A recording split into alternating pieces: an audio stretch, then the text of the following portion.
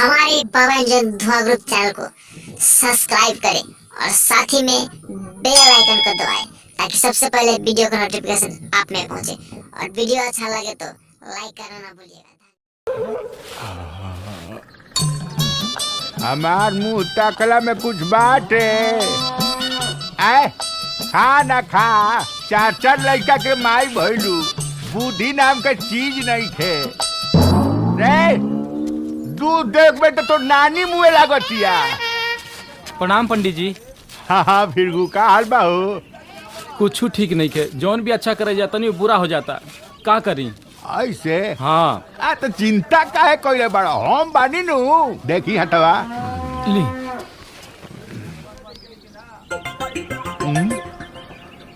अरे सानी तो एकदम तहरा के पेड़ के रख देले बा। का बात करते नहीं महाराज? बर्बाद कर देले बा एकदम सानी तरह के। तो एकर कोनो उपाय बाटे? का बा? कुछ खर्चा लागी, बाकी हम इनका के घोर के पी जाए। यह पूछ जा कहता ना ना के बराबर 1100। इतना कहाँ बा हमरा लगे? 1100 नहीं खे ना।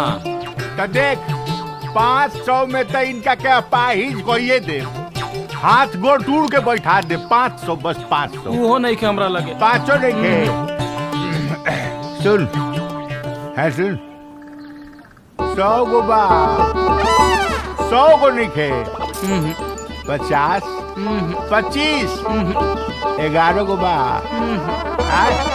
11 गो ना तो कान है ने कर। 5 रुपया बा।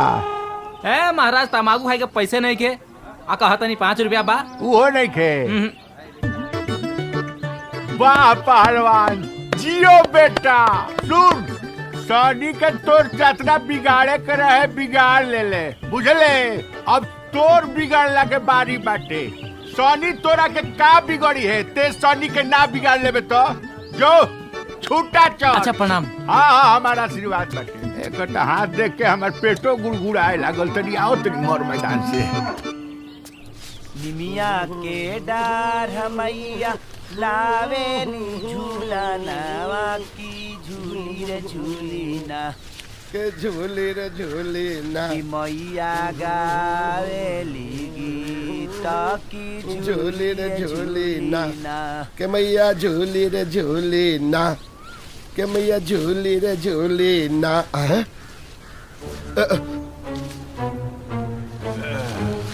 भाई खुरपिया दे। अरे खुरपिया दे ना। अभी माजे रखा होता नहीं रू। अच्छा ही पंडित रहनी वो भड़का रहेला, फिर भड़काई उनका के। हे भगवान।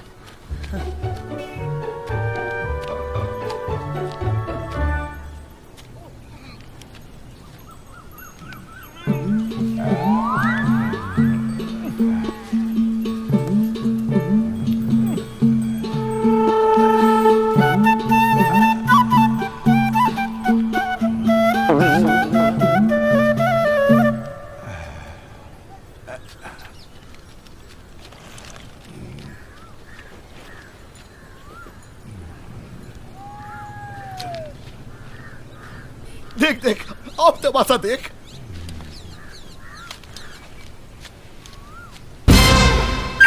अरे अरे केने भाई जा। धोतिये में तो ना हो गई कोई का।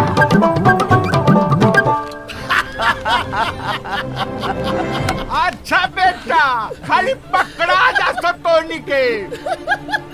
दोनों टंगारिया धो के चीटा देनी तो एक बाप के बेटा ना। ए पंडित जी, सरकार गाँव का शौचालय बना तब तू बहरिया के पड़ा देता रहो। ए पंडित जी, तू कोनो गाय भैंस हो कि जहाँ मन कैलस वही जे पर कर देनी है? अरे रोक, खाली पकड़ा जो।